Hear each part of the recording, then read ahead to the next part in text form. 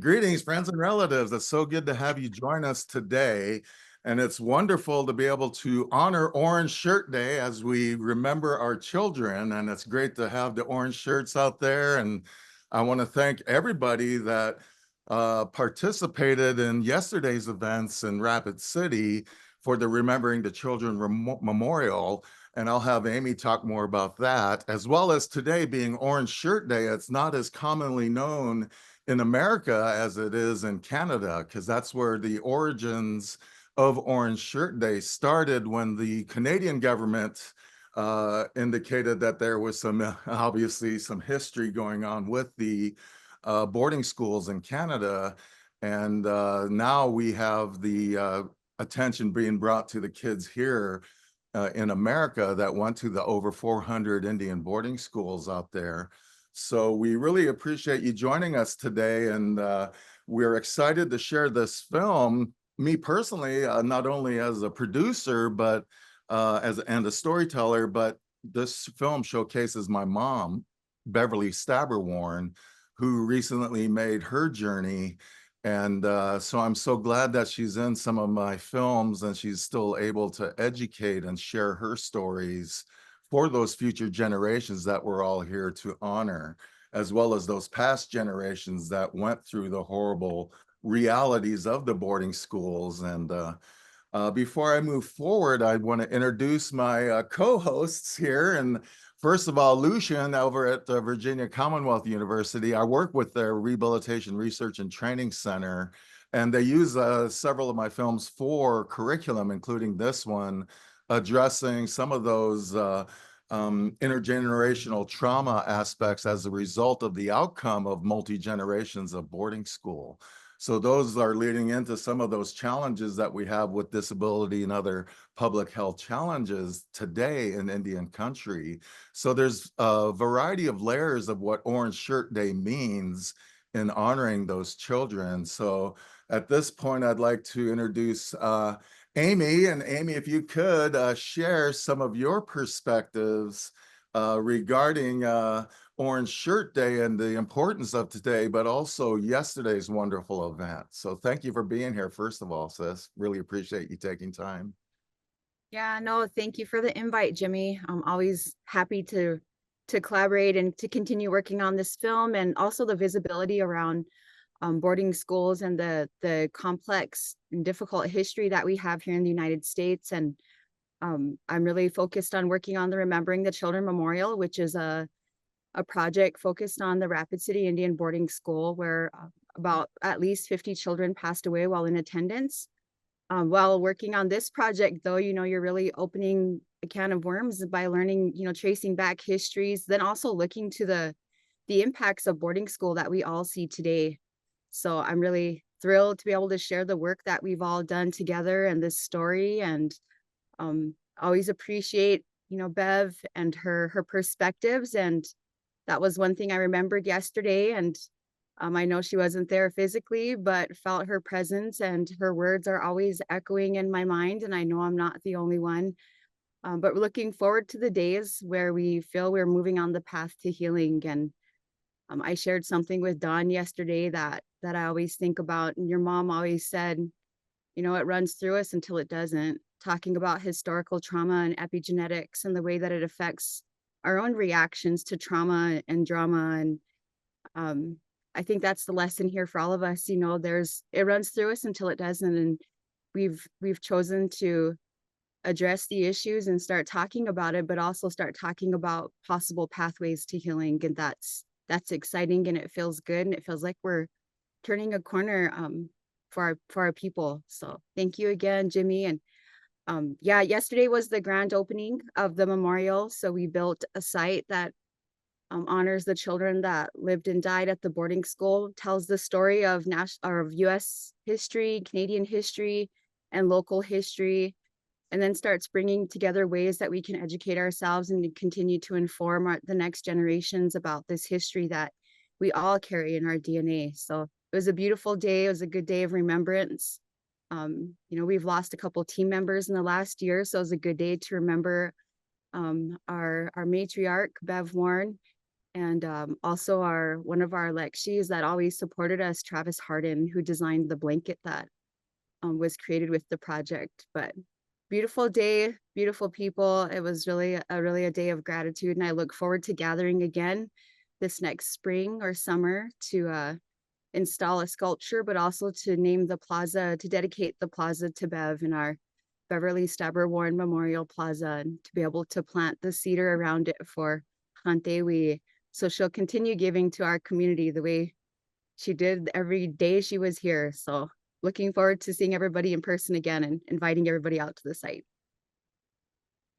Oh, thank you so much, Palamia, sis, and for the work that you do. And then I see Ina, mom's picture behind you. And thank you for keeping her memory going, not only just for her memory, but because of the work that she did needs to continue.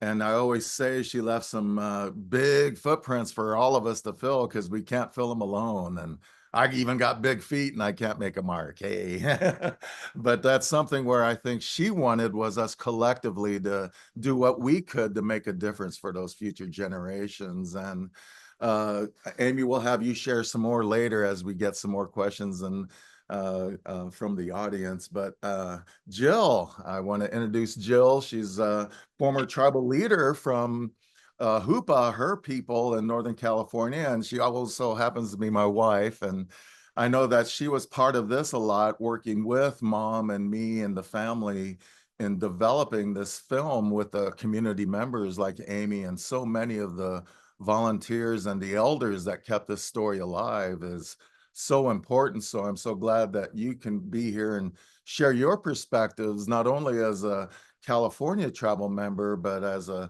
former tribal leader and an Indigenous woman. So thank you for being with us today. Oh, do you want me to say something? um, so I am wearing my orange shirt, which is actually the color that our offices chose this year to represent our tribal organization. I work for the Native American Environmental Protection Coalition, and we have many tribes in several states that we work with. And so Orange Shirt Day, I'm like, why does everyone keep calling it a national day? Because the sad thing is that this is not a recognized day in the United States.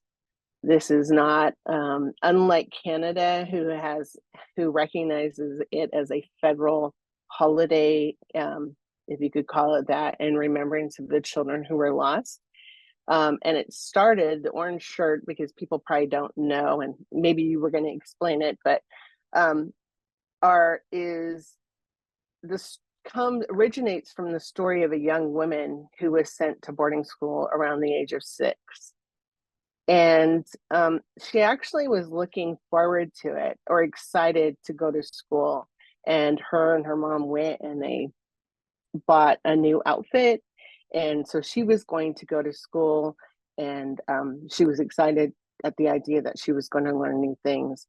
And she got to the school and they took the clothes away from her, destroyed the clothes.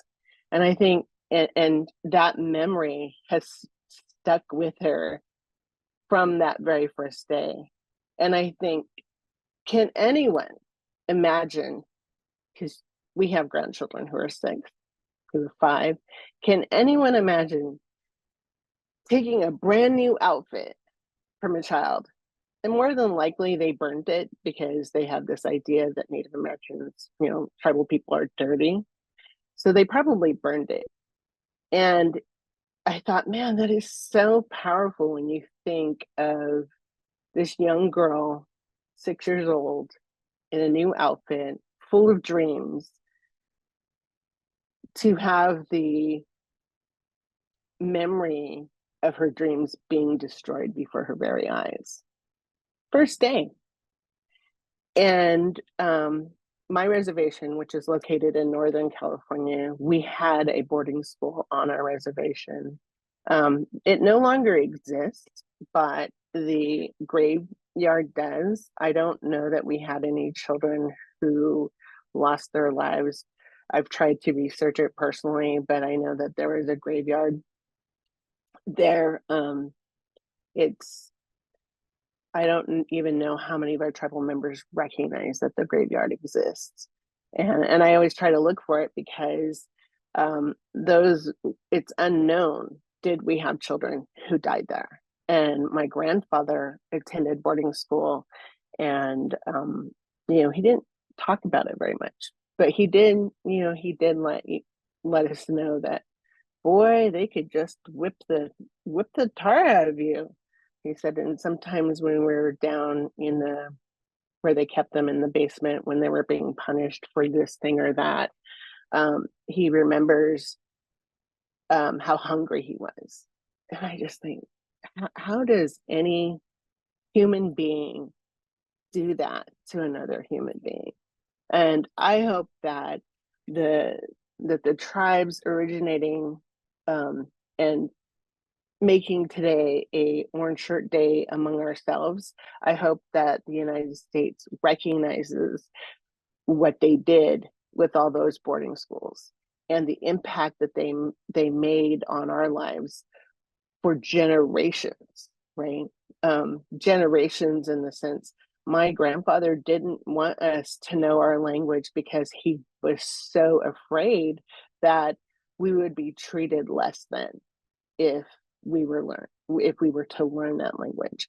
And when I worked in our language programs in Hoopa, we had some deep conversations about why he didn't teach my father to speak. And it really caused a lot of deep reflections. So the fact that now, today, we can stand up and say, we need to remember this. And, it's kind of like, I'm going to go Hunger Games on everybody. We need to remember who the enemy is. And it is not us as tribal people. It is not us as fellow tribal nations. It is the government. They are the enemy. They will continue to be the enemy. And we have to continue the fight today to make sure that we are protected, our environment is protected. I work in an environment, so that we have clean air. And I honestly believe that it's going to be the recognition of tribes as nations and our own status that is going to help us meet the challenges that the whole earth is facing, that our mother is facing. Thank you, Jill, and bringing that attention as a tribal member, but also as a former tribal leader and working with the federal government and state government, as well as local municipalities that often have challenging aspects of working with Indian country, obviously. So thank you for sharing that. We appreciate your viewpoints. And again, I wanted to have another tribal perspective so that we can see that this is not only an issue for just a few tribes. These boarding schools were throughout the nation and had a great impact on many of our tribal people. I'm going to go ahead and share right now. Hopefully this works correctly, and so that you can, let's see.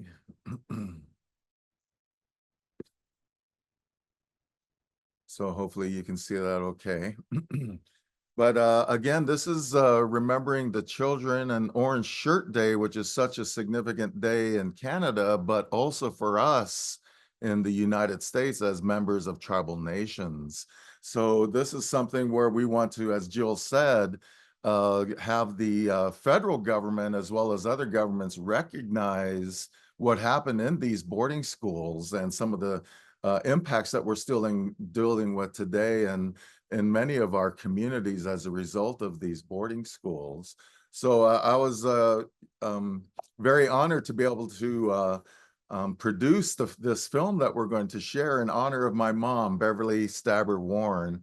And you see here is her nursing class of 1962, before I was born. And so she was already achieving things that was unusual for many of us in Indian country and participating in the academic system and having success. And being a nurse for so many years, over 60 years, this is her in front of the school where she got her degree in 1962, and then 60 years later, she's standing on those stairs in front of the same building, holding that picture of herself. And again, we just want to remember her work and continue her positive footprints that she made. So she had many interactions, we'll call them, with federal government and other folks that provided some of those obstacles and barriers and found ways to get around those things. So in honor of Mom, we want to, and others that were survivors of these boarding schools, we want to make sure that folks realize that this isn't ancient history. This happened recently, and many of our elders, like my mom, went through these boarding schools when the intent was to beat the language out of the children, beat the culture out of the children. And an unfortunate reality is many kids perish at these schools. As Amy mentioned, 50 have been identified so far at Rapid City Indian boarding school, but many of these kids were not identified or not buried with headstones. They were just buried out in the fields and not identified, unfortunately. And we're wanting to remember those kids that weren't identified in many of these roles in the school systems at that time. But my mom tells a great story in terms of she enjoyed being in the fields because that was part of the boarding schools, was to train Native people. And in terms of not only in the school and setting in the morning, but also learning those skills to work in the fields and things of that nature, which was the expectation of the employment outcome of these schools, was just field work and things like that. But Mom enjoyed this time because out in the fields, they could speak Lakota. They could speak their native language without getting beaten and punished like they were in the classroom. So when I see this picture, I often think of her out there speaking her language and keeping her, her culture alive, her language alive, so she knows who she is as an elder. And she was able to teach that. And after boarding school, the family took a wagon and the horses and moved to Rapid City from Pine Ridge. And this is Oshkosh Indian Camp, because at the time with segregation, we were not allowed to live in housing yet in Rapid City. So Mom and the family lived here so that Grandpa Louie, her dad, could get work in the lumber yard.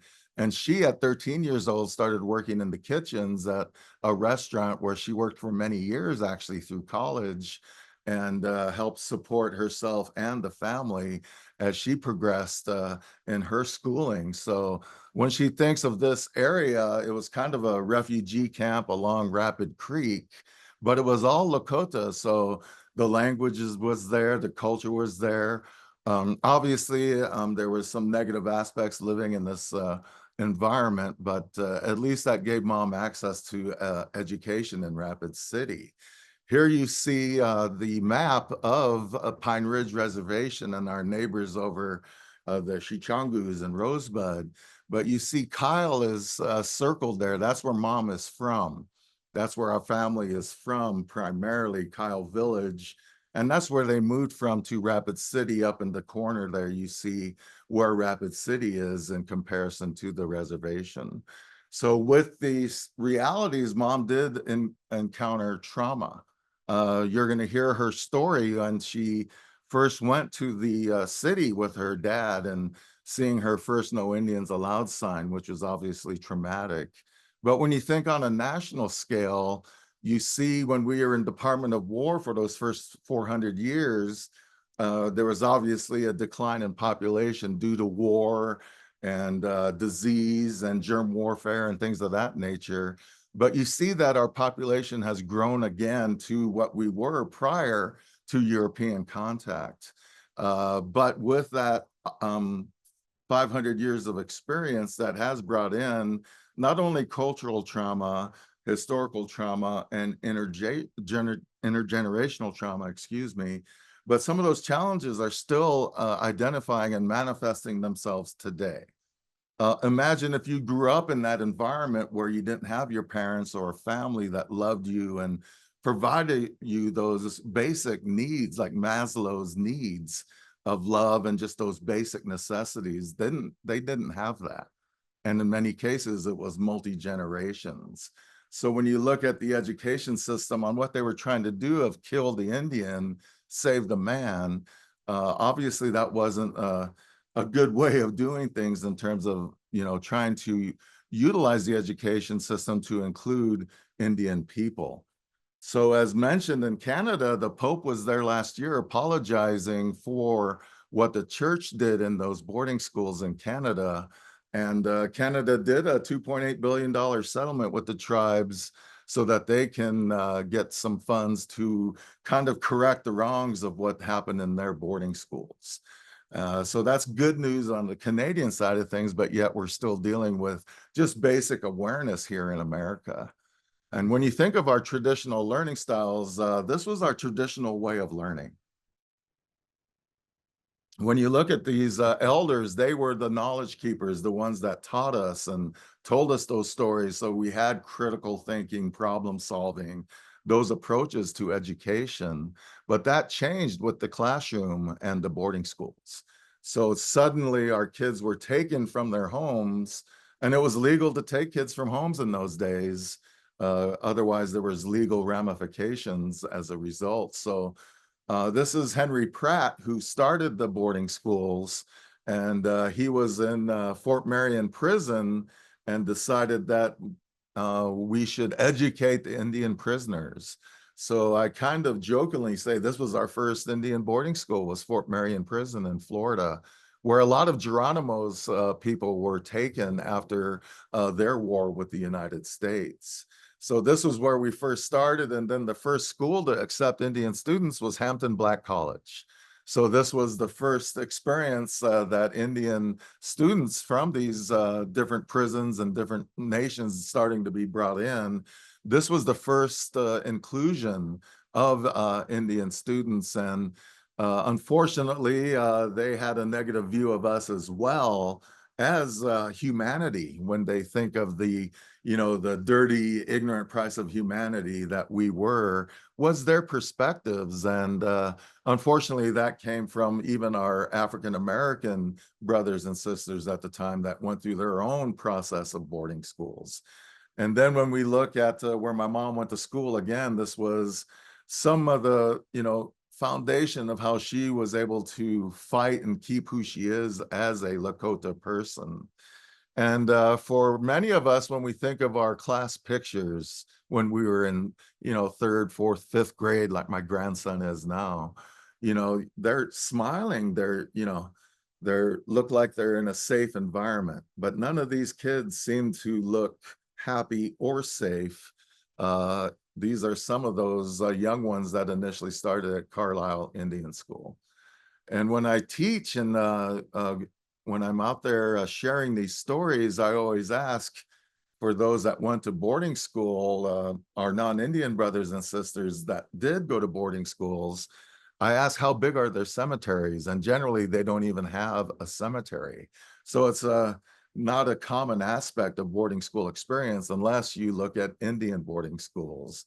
And here's Carlisle, and I want to commend Carlisle and of course working with the Department of Defense on getting these kids back from the cemeteries and bringing them home. And we had some of our children brought home just 2 weeks ago, and that was a good, healing experience in terms of bringing them home, but also brought attention to that trauma that many people face. So there's still many kids that are in that cemetery today in Pennsylvania. And again, more and more of the kids are being brought home. I believe Nez Perce just last week brought some of their kids home from this cemetery. And I brought my son to Haskell. He was considering going to Haskell Indian School in Kansas, and this is their cemetery. And in the museum, they have the baby handcuffs that were used for the kids that were being punished for speaking their language or trying to escape or whatever the situation was. But again, a significant cemetery. And then here in California, Riverside, as I said, it was nationwide that these kids were impacted by these schools, and many of them did not survive as a result of some of the punishment and the abuse that was going on. So a reality now today is that many of these boarding schools that are still operating, they're not necessarily boarding schools, but there's Indian schools that used to be boarding schools have now become a haven for many students. So we have a generation of students that saw their boarding school experience in a positive light. And that's the unfortunate reality of those multi-generations of people not able to get this experience of having their mother and father, and as a child, that surrounding a family, the extended family, the tioshpai, the community, and then again, the connection to Mother Earth, as well as the next generation philosophies. That's just some of our indigenous ways of knowing that many of our kids did not get as a result of these boarding schools. So I like this image of the buffalo circling up and protecting the kids in the middle as outside forces are trying to do damage and harm to those kids. So this is a good way of for us to follow our four-legged example and see what we can do for the future generations. And this is a beautiful photo taken. And it was just a day when these young ladies went up and sang an honor song at this hill that is now the memorial. So it looks much different now today because there's a memorial site that's been built there. And as Amy said, it's going to open next spring, and it's going to be a wonderful area of remembrance and honoring those children. So this is a famous painting from our Canadian brothers and sisters. Whitney Gould did this painting of their depiction of the kids that were found in these graves. A small child's voice whispers, they found us. And all of us as human beings, that particularly our grandparents or parents, have a unique viewpoint of those future generations and wanting a better world for our takojas, our grandkids. And these are my grandkids that Jill mentioned, and we're doing everything we can to ensure that they have a good future for their, their future generations as well. So I'll stop the share there. And then before we start screening the film, Amy, do you have anything you want to add about the film before we start the film officially? I think one of the important aspects about our film is that it documents a long history of oral histories in our community. And you'll hear stories about the Oshkosh camp and about really the Indian experience, the experience of Indigenous people in this community for over the last 100 years. And it's really important because it validates our presence here. It validates the experiences of the Indian community here and in the surrounding tribal communities. But I'm always really proud of this idea that this story came from the community, and it was held by the community and remembered. And we are just in position to take that story and to create, the memorial site, this film, and be able to use all of the ways that we know how now to document these things and document this history and these stories. So always want to acknowledge, Unji Bev, but also Eva Nichols and Emma Amiot and Marie Rogers, Cecilia Montgomery and Sharon Lazat, all of these advocates, longtime advocates and matriarchs of our community who kept this story alive and honored those children and their memories all these years, and also fought for access to the land that we are now building on.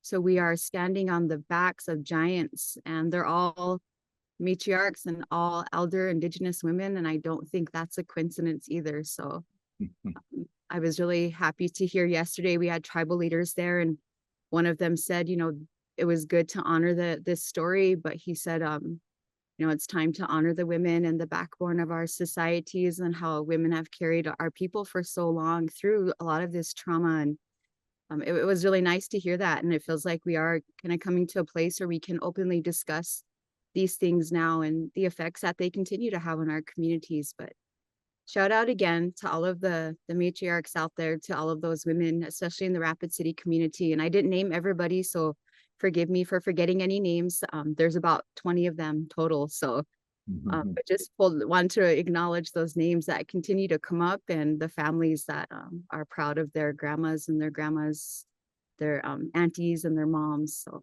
thank you, and excited for everybody to see it. Oh, wonderful. Thank you so much, Palamia, for those words and recognizing our unchis, our grandmas that really kept the story alive.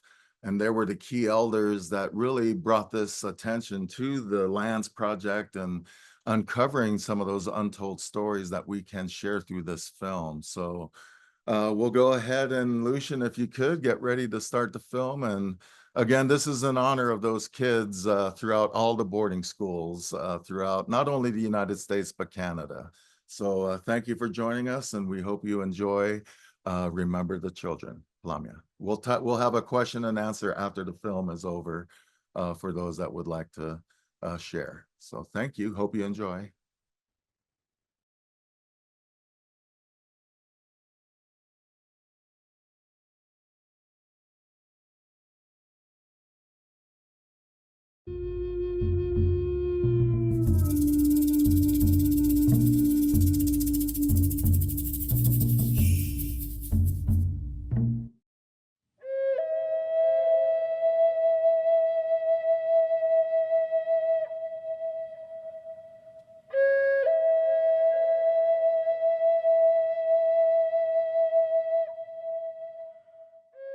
It was early evening. The lights, downtown lights, were just coming on.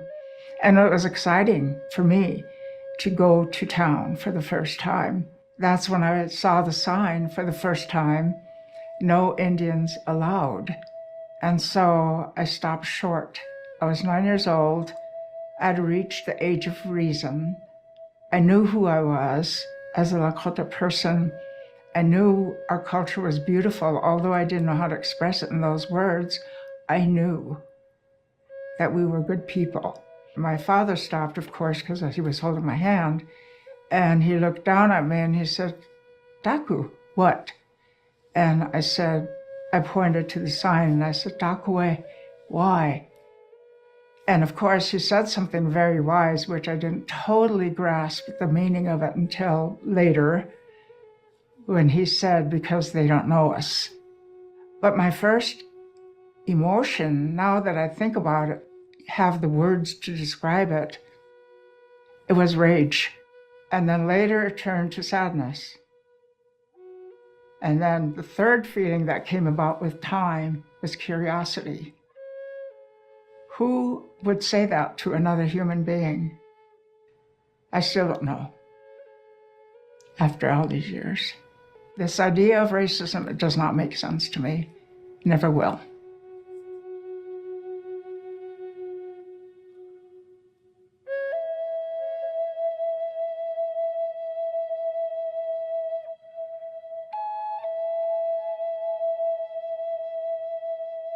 The Children's Memorial is going to be significant to Rapid City and our community because we are uncovering this hidden story, and it didn't just happen here in Rapid City, it happened across the country, but we can be one of the first to embrace that story and tell the story of the kids that lived here and that died at the school. But I think that it's really just an opportunity to embrace this story that hasn't been told.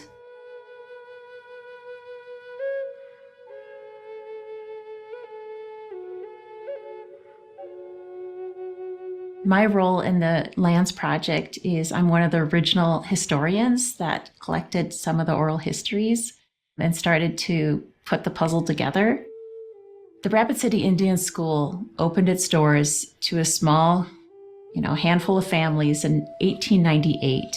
The school operated for just over 30 years. By 1930, it was transitioning to serve just children with TB. The federal government started closing these boarding schools during the Depression. So the Rapid City Indian School closed in 1933. TB was rampant and healthcare was segregated. You had a white TB sanatorium in Custer called the Sanator. And then we needed our own TB hospital, Susan, the Rapid City TB Sanatorium. By the 1960s, they were able to treat TB with modern drugs, and it was converted to a clinic to serve our people. It's still operating now. It's Oyate Health Center. The Rapid City Indian School was actually very similar in its design and purpose and nature to literally hundreds of federal boarding schools and church-run boarding schools across the United States. And the goal was to use Christian conversion and assimilation to try to solve what was widely known at the time as the quote-unquote Indian problem. And the Indian problem was basically simply the fact that across North America, as the United States was going to expand westward, there were native people, indigenous people all across the continent. And it also had enormous economic implications in terms of access to land and water and other kinds of resources that filled tribal lands at that time. And so boarding schools themselves were very deeply integrated into these various kinds of policy decisions. They acquired 1,200 acres in West Rapid, which was not Rapid City, it was out in the country at the time. They acquired this 1,200 acres for a self-sustaining boarding school. The entire time the school was open, the children got minimal half day of education, but half a day of manual labor. School was very institutional. It was governed by the bell. The children had very structured lives. They woke up at a certain time. They went to the mess hall. They ate. They marched in formation. They wore garrison caps and military-style uniforms. So it was a very structured, regimented, very foreign concept. These schools were designed to erase our culture, our language, our economy, our laws, everything about who we were and our identity. So it was a very lonely existence. The goal of the boarding school was to assimilate Native children. And the idea was, if you could take Native people out of their communities, take them away from their families, take them off tribal land, and bring them to these schools, cut their hair, force them to not speak their language, force them to not follow any cultural practices, that you could literally force a Native child to become a white child. Most Native people never received from that process anything better than a version of second-class citizenship. So it was a broken idea to begin with. My grandmother was born in 1892, and she attended the school about 1904 with her brother, who was only 10 years old. Her brother worked in the fields, which were planted with crops, all in the floodplain by Rapid Creek. And the children were undernourished. They would supplement their diet however they could. And, he pocketed a potato. He wound up bringing this to the boiler room, where there was a terrible explosion, and the boiler went up a whole flight. His body was so charred, they identified him by his shoes. My grandmother was pulled out of school, and he was buried at the Mary Magdalene Cemetery, which is in the Badlands, at 10 years old. Was it preventable? Absolutely. I mean, children were not protected. Their lives meant nothing.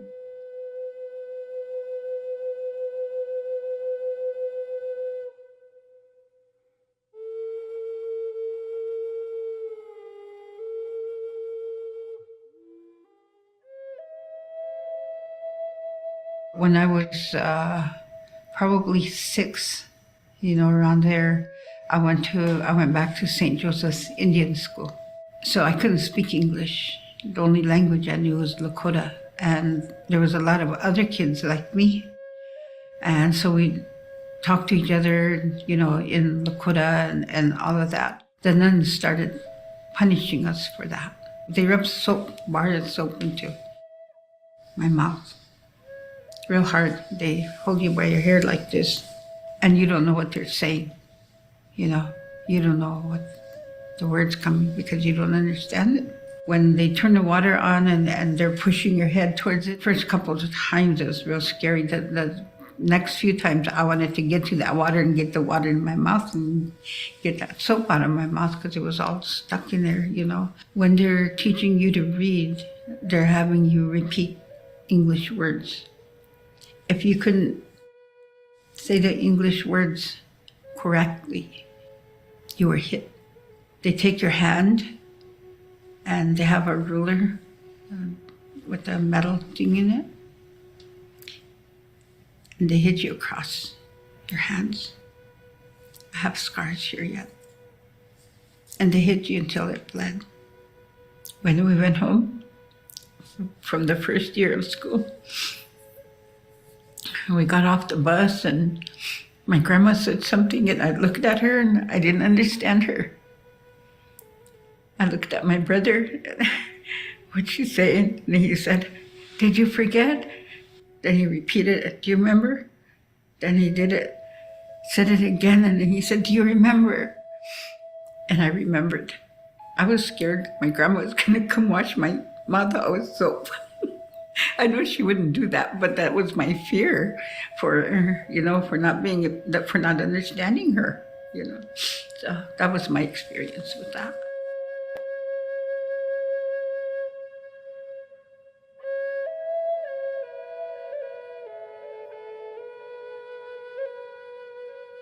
Around 2013, Susan was celebrating the 75th anniversary of its existence as a hospital. So not focused so much on the boarding school part of the story, but the hospital side. And while they were doing that, they gave the presentation, and a group of elder Lakota women who had attended the presentation from the Rapid City community came to those folks and said, "What are you going to do about the graves?" And our teammates said, what graves? We didn't know anything about this. And as it turned out, the Native community in Rapid City, primarily the Native women elders from the community, had for decades maintained the memory and the stories of a large number of children who died at the school.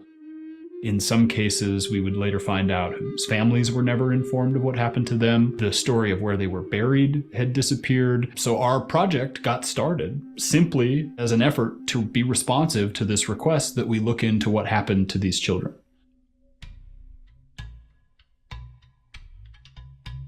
When we first started looking for the children, there were not a lot of examples. Things have changed pretty dramatically over the last decade, but at the time, we were starting from scratch. And so our first job was to figure out where in the world they might be able to be. And so we had to find the boundaries, the original boundaries of the boarding school, which we knew were beyond what is called Susan, or the hospital campus, which is the former boarding school campus. We spent probably 3 months combing through pages and pages in order to figure out where the original boundaries were. We identified a parcel that was still in federal ownership and had nothing on it. And it was landlocked. And that was odd. Because of these original 1,200 acres that belonged to the boarding school, you can imagine there were a lot of land-hungry people, and pretty much every single inch had been gifted to one entity or another.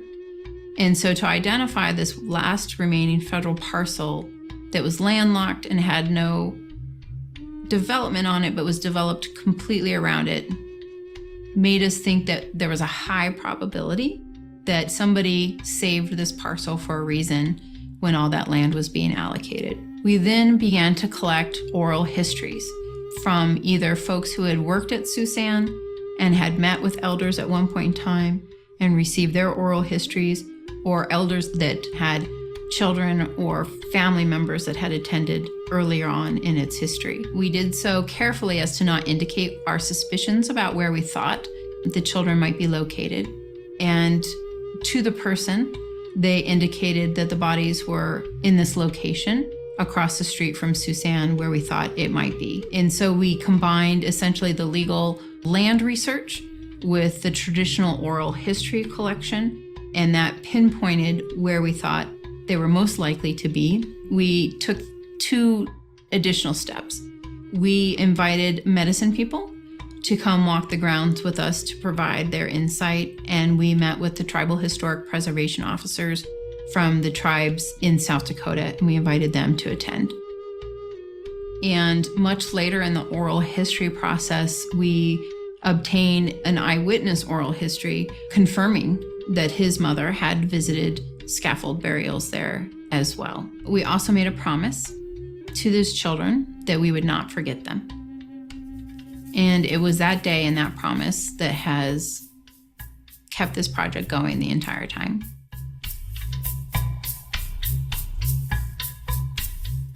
Hamadak Yapi, Lafanjanisi Machiapi.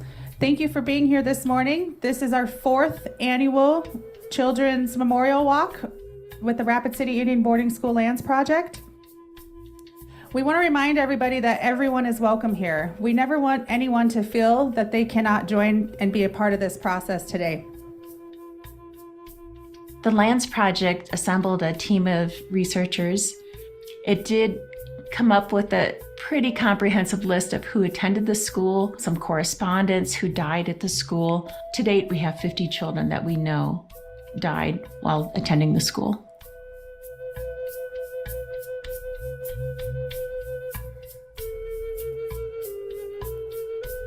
These children bring us together who are forgotten by Rapid City for decades, except by our grandmothers. Our Unchis who have done the hard work raising us, molding us, and never allowing us to be forgotten.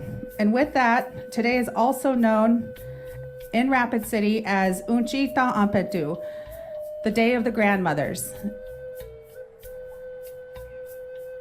All right, so now we're going to start passing out the names. If more children are here, we'd be honored if you would come carry a name of a child. The records were so shoddy that only thing listed was that it was a male and the date of death. So we have male child, 1926.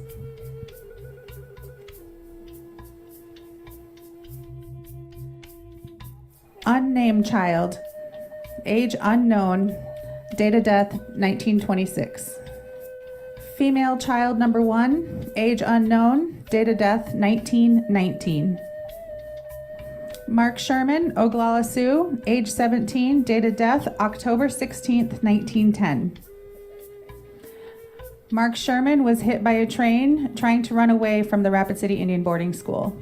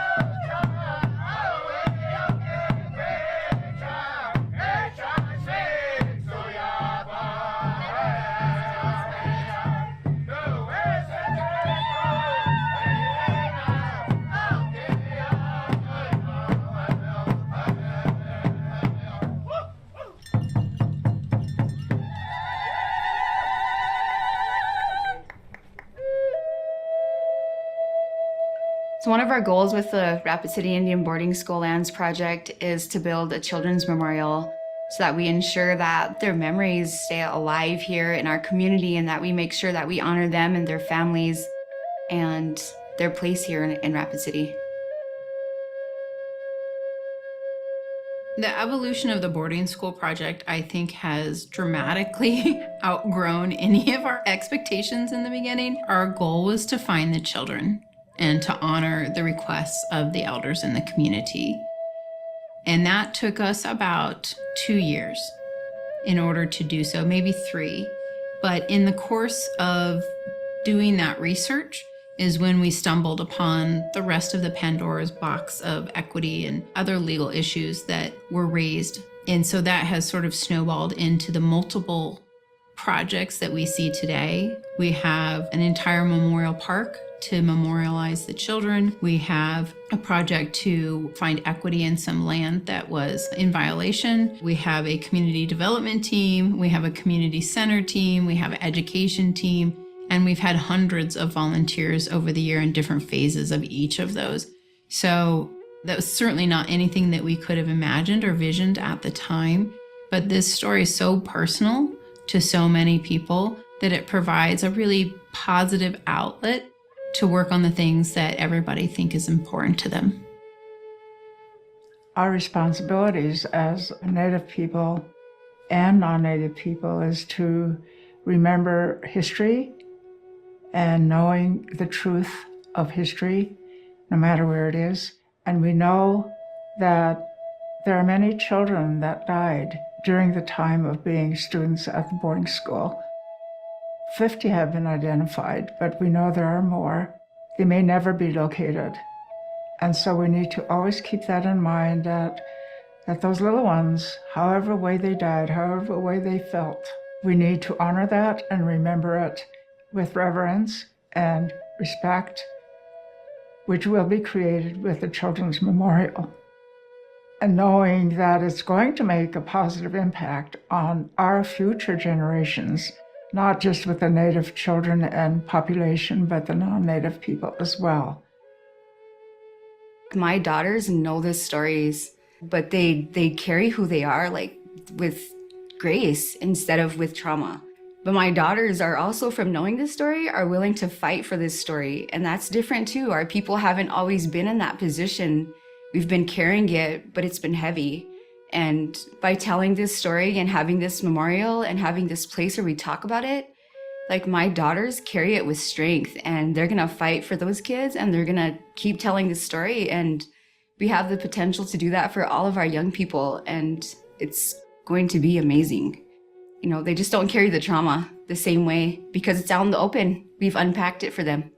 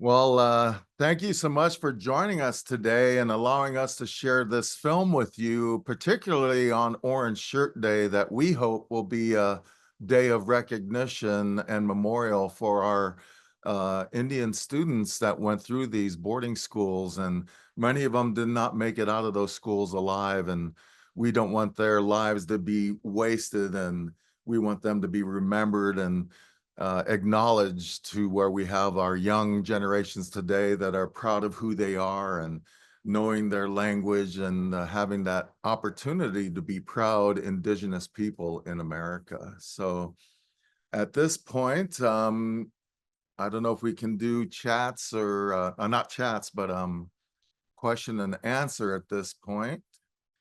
Lucian, if you could see if there's any folks that want to have some opportunity to share. But Amy, again, if you wouldn't mind sharing about yesterday, because I believe in the film that was 3 or 4 years ago where they had the memorial walk, and we were still discussing the opportunity of creating a memorial there. So if you're still in the office, hey. But yes, if you could share, because it's wonderful to see the progression since we've made this film. If you could share, please. Yeah, no, it feels really good to see it actually happening. And I remember when construction started this spring, the first day they scraped the top of the soil and you could see the outline of design of what we know the design to be. You know, we were up on top of the hill and we're just shocked that it's actually happening. Really proud to be able to work on it and to bring this story to our community and preserve it, but really looking forward to the ways that we continue down pathways of healing, where we have people, where we're working through how to deal with stress, how to deal with trauma, how are the ways that we are removing trauma and from our bodies. And it's been a really interesting journey, and really grateful for the mentors that I've had along the way.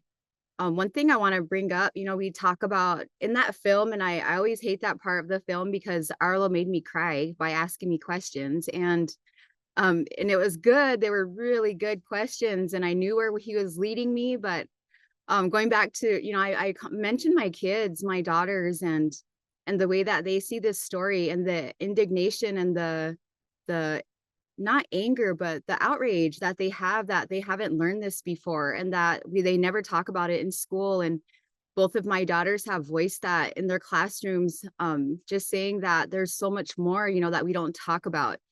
And I want to, you know, one of the things that I've really focused on is you know, we talk a lot about intergenerational trauma, we talk about epigenetics, and really trying to get on the side of intergenerational healing. And your mom was a big part of that. And the other side of that spectrum is the youth. And yesterday we had the Sutrango Youth Council, the young people from the Rosebud Sioux tribe who initiated the bringing for children to come home from Carlisle and be buried at a veteran cemetery in Rosebud. And they spoke about their experience and how it shaped who they are as young adults, and how they encourage other young people to learn about what's happened, but also feel comfortable advocating for it and talking about it. And they're really leading the way on unlocking that trauma. You know, part of, I think, the trauma is that we just haven't talked about it. It was something that we all knew happened, but we just never talked about it because it was too hard to talk about. And these young people are doing it. So they all spoke. Several of them are Lakota language teachers in Rosebud, and they spoke in Lakota. And one little girl, I think she's first or second grade, came up to the front and was holding the signs. And so I said, "Do you want to introduce yourself?" And she introduced herself in Lakota. And she goes to the Ocheti Shakoi Community Academy, but she introduced herself in Lakota and told me who her parents were. And I just couldn't believe it. You know, we're witnessing it, and we get to be part of that. We get to be part of the revitalization, the reclamation, and the healing. And I look forward to that. So we will continue to look for ways that we can, you know, move the mark on intergenerational healing. And, you know, your mom would always say, "You girls," and then laugh and say, "I know you're women. I know you're, you know, mothers, but you're girls to me." And I think about those kids yesterday, you know, and I call them kids, and they're not kids either. They're in their 20s, you know, young people, late teens, but it really feels good to feel the connection and see the generational caring about this story, but also advocacy. And it's really exciting. Looking forward to our next event on the site and being able to continue to figure out ways we tell this story, and we tell it from a place that encourages healing and reconciliation. Thank you so much, Amy, for those perspectives. And it was wonderful when you brought up your daughters, and then they had the old picture, we put that in there in the film, of those girls at the school and what they were feeling. But now, as you said, over the generations, now our young ones have that ability to have that empowerment and pride of who they are as Indigenous people. So thank you for sharing that personal experience. And your young ones are doing wonderful. So I'm very proud of you and the younger generation that you're impacting as well. And speaking of generations, Jill, if you wouldn't mind, we're grandparents, so we're always talking about the future of our young ones, and we want them to have a good life and be proud of who they are, not only as Lakota, but Yurok and Hoopa. They have a variety of tribal representation. But if you could share your perspectives of a grandmother and the just those viewpoints of those future generations that we can't help but have as grandparents. And the lens changes every time, every level of generation. As a parent, your lens changes, and boy, does it change as a grandparent, because we know that's, could be the last generation that we see personally. And we just want to do what we can. And I know you and I do everything we can for our Tacojas, our young ones, but if you could just give a perspective of what it means for all of us as human beings for our future generations. Wow. That'd be a whole nother webinar, hon. I think for us, though, with our grandchildren, it's to support them, but not only our grandchildren, we are the grandparents to any child who is the same age. And we want to support them and keep them dreaming. And I think whenever a child reaches out to us, we need to do whatever we can to support that child and let them have those dreams. I think with everything children have to face today, from the social, engaging in social media, and how much that can have it can have both a positive and negative impact, and we need to be mindful about that and monitor that for our children. We also need to give them those opportunities to have those big dreams of being whatever they want to be. And I was thinking about it this weekend when we were attending the Environmental Leadership Conference, that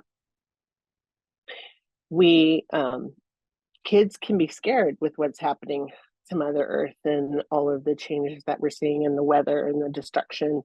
And I think, as corny as it sounds, they are the future.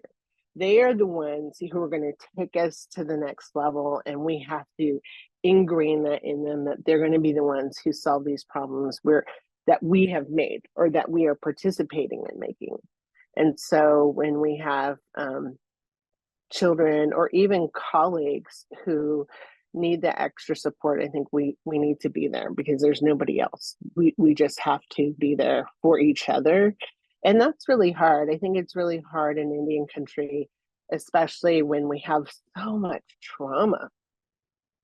And that trauma often will permeate or result in kind of this negative mindset.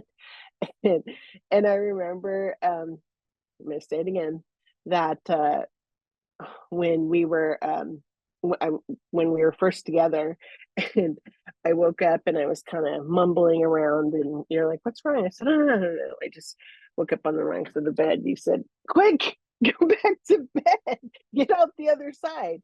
And it's I had never really thought of it, that we have a lot of power individually with determining how we're the only thing that we can control is ourselves and how we respond to things. So it's much better to try to respond to it in a positive way than not. But we have to keep that support for family and creating those moments.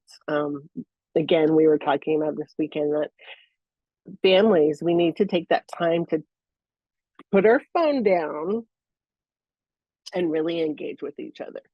And we need that. We need to bring back that engagement with each other socially, so that we can support one another. Otherwise, we're just islands out there by ourselves. And when we're talking about everything our grandparents, like when I think about everything that my grandfather went through, that your mom went through with boarding schools, and to come out the other end to be such positive people, so assured and so loving and giving, that we are just so fortunate. And what strong people. We come from some of the strongest people on earth, and we need to remember that what we do today is a result of the hard work that our ancestors put into it. And then what we are doing today, somebody else is going to come behind us and say the same thing about us. Hopefully that's what we can strive for, right? Yes, and thank you for bringing up this weekend, because I found it as an environmental conference. I saw the mix of the elders that got things started, and then these kids, college and high school, that were there ready to take over and really having a passion for defending Mother Earth. So that's another generation that's outside of our indigenous populations that see that value and what we need to do collectively for our Mother Earth, literally. So thank you for sharing that perspective. And it was good that we took CJ, our grandson, with us, so he learns these type of things and gets that experience similar to what we've done with the kids, and doing what we can as grandparents and elders to share that traditional knowledge and perspective. So I know one of the questions that came over is how can we get Orange Shirt Day recognized in America? And you know what? I want to tip my hat to the folks at the VCU, the staff in Richmond, Virginia, that all of them wore orange shirts today in honor of a day that I'm sure the university's going, what's up with the orange shirt? But that's another step in taking that, just being able to just wear shirts in a university setting suddenly will educate others that are not aware of this outside of Indian country. So I think it's so important as, as elders. And then Amy's not a grandparent yet, but she's in training. Hey, and she's going to be at that next level of elders when, Jill and I, when we make our journey, she'll be there, training that next generation. And that's what we want to, not only for us in Indian country, but all of us as human beings and two-legged. So again, with what we can do is those little things like at the VCU and other places that are, many people are wearing these type of shirts right here, to remember our children and that they count and they should be remembered. And, that's why I'm doing this, because I know Mom would want me to represent and bring attention to this, because she would have been walking there physically yesterday, Amy, and my brother was there sending me video and pictures, and I just said, Mom is there, bro. And so I'm just glad that that was there yesterday. So Amy, any other perspectives? I don't know if there's any other questions from our chat or Facebook or not, Lucian, but if you could look for those and we can start to close out, if you would. I think the one thing I would say on how to help make Orange Shirt Day a recognized day in the US is to support Senate Bill 1723 and House Bill 7227, the Truth and Healing Commission on Indian Boarding Schools Policies Act. And its focus is on research and really uncovering documents from both secular schools and BIE schools.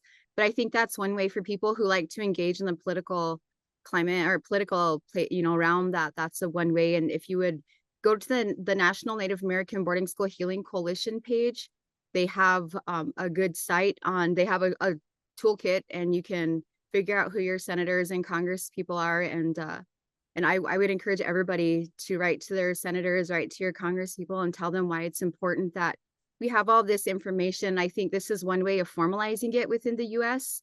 And I think Orange Shirt Day comes along with this. Once we can get this into through the legislator and get it into law, it's how things work here. And so I think people could go there, check out NABS.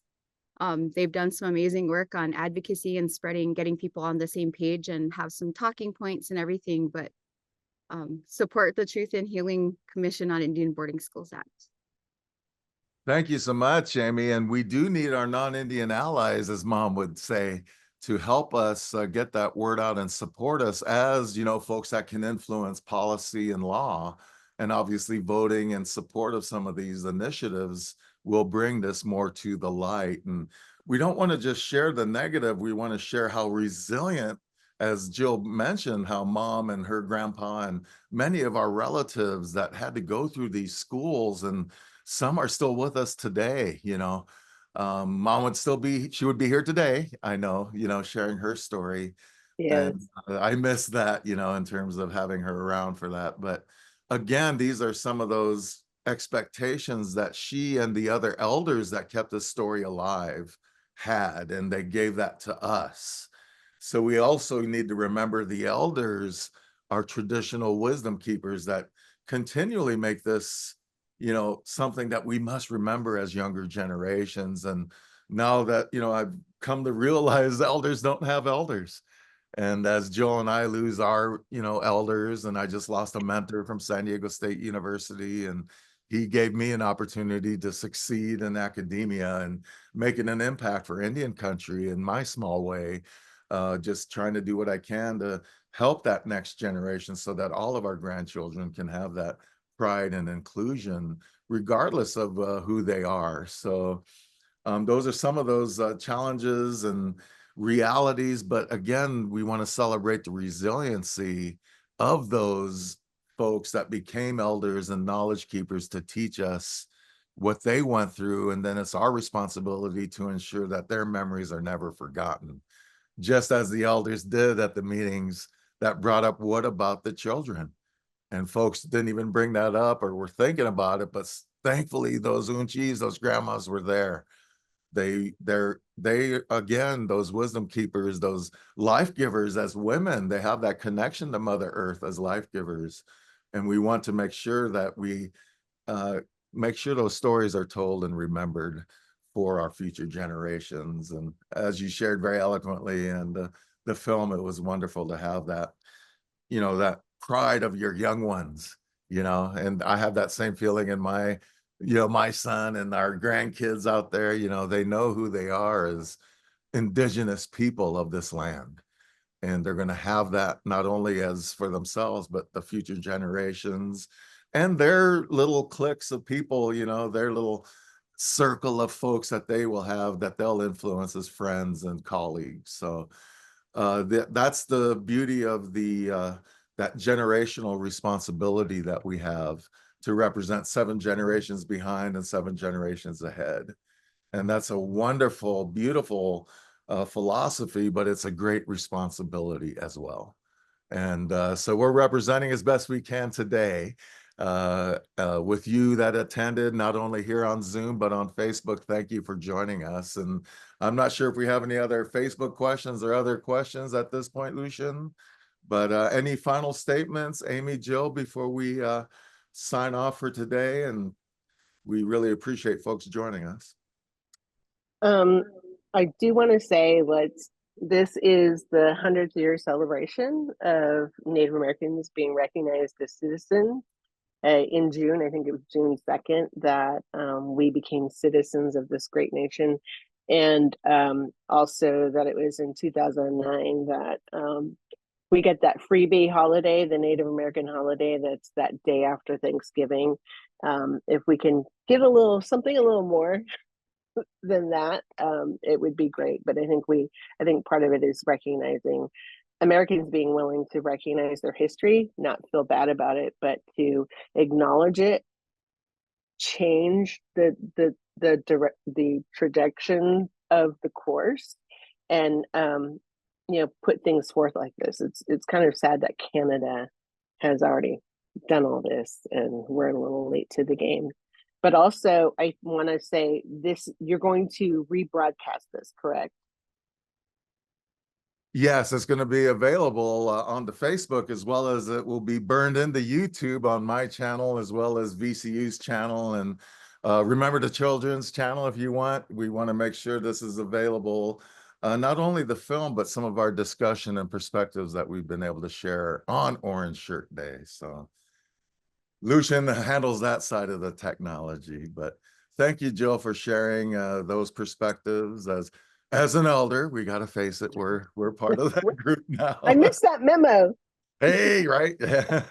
But again, Amy, if you wouldn't mind just sharing a closing statement so that we can close in a good way. And from my personal standpoint, I'm so proud of you and so happy that you were one of Mom's, grandchildren, and you're a Takoja for Mama, and of course now we're family as well. So Palamia. So Amy, if you could. Yeah, no, thank you, Jim. One of the greatest gifts your mom gave me was you and Don, and the idea that you treat everybody like family. So I always really appreciate you both, and appreciate Don for being there yesterday too. I didn't mean, we made each other cry standing there, and I was like, I'm sorry if I'm making it worse, but it was good to have him there. It was a comfort to have him there. And I really appreciate that. I think from the remembering the children side of things, we will continue. We'll definitely get the film up on our website, and we're going to have some lesson plans that will be put out and shared as well. Just encouraging that we continue teaching this and that we continue teaching the next generation, and that we lift that veil of shame and blame from our ancestors, all of our ancestors, and that we can start moving to a place of truth and healing, and be able to address these things. So really proud to be part of this, proud that we'll have it on the website and that we'll get to keep sharing it, and it can be used as a resource. We hope to see it in all classrooms across the country, you know, and our greatest hope here is to see this in the classrooms in Rapid City, so that our community can start coming together around this part of our history together, this part of our complex and complicated history in this community, and start getting to know our neighbors, getting to know each other a little better, and building a healthier community for our kids and our grandkids. So really proud of the film, proud to show it today. So thank you, Jimmy, for setting this all up. After yesterday, I was in no condition to plan anything, so it was nice just to be able to jump on, and appreciate you both, though. Appreciate the family that your mom shared with us, and really proud of the film. So thank you, Jim. Really appreciate you. Wopila, thanks, sis. And just a couple of comments that we got in, and thank you so much for the nice comments regarding the film and our story. But we do appreciate you enjoying that. And for our non-Indian ally out of Washington State, thank you for doing what you can in the state of Washington. Many great tribal nations out in your way. And then again, thank you that we were able to share this space with you. So thank you for those comments that came in. And we will continue with this story and continue the fight, the message, whatever, the walk, the march, whatever we have to do to ensure that not only our children from the boarding schools, but our people are represented and known in our education systems and in general society.